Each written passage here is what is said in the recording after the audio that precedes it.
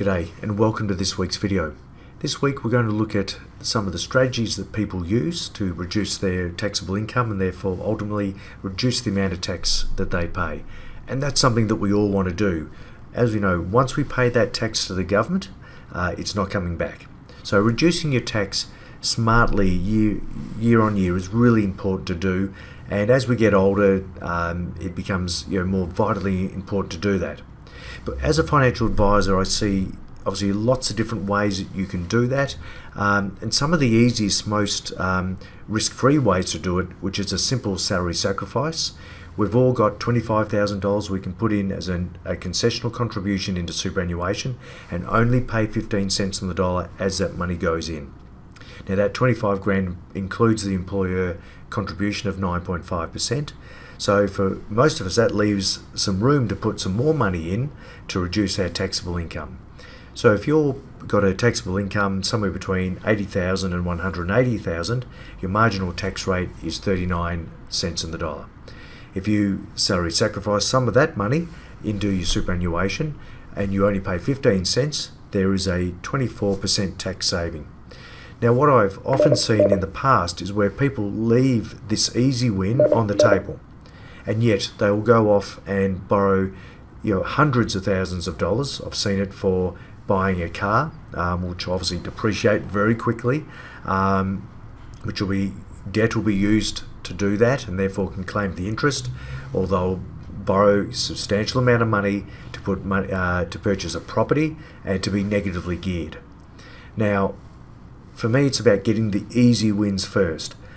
If you're going to buy an investment property, an apartment or whatever it is, and it's negatively geared, obviously that will reduce your taxable income, but it will only save you, your marginal tax rate. So for every dollar that you lose, it will only save your marginal tax rate, which like the previous example of 39 cents on the dollar. Spend a dollar to save 39 cents. Now the only way for this strategy to work as an investment outcome is that the asset goes up over time. Now again, I've spoken in the past that salary sacrifice into superannuation, as we're getting closer to retirement age, may take a preference over and above our home loan. Obviously our non-tax deductible home loan, we can only pay it off with after-tax dollars.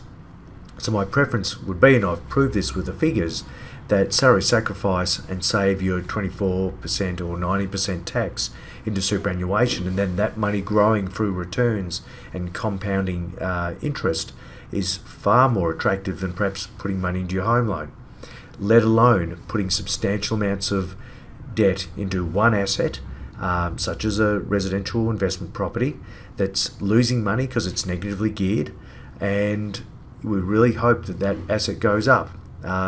Because you've put all your eggs into one very big basket, you've taken on debt to do it, and therefore there's lack of diversification.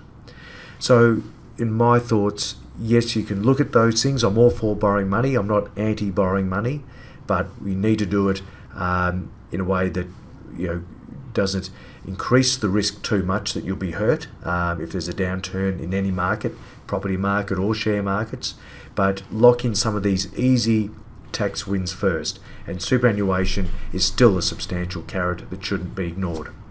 Thank you for listening. Give us a thumbs up if you like the video and subscribe to the channel. That'd be appreciated, and we'll see you next week. If you've got any comments, agree, disagree, don't mind, please leave them below. Happy to answer some of the comments. Thanks for listening. We'll catch you next week.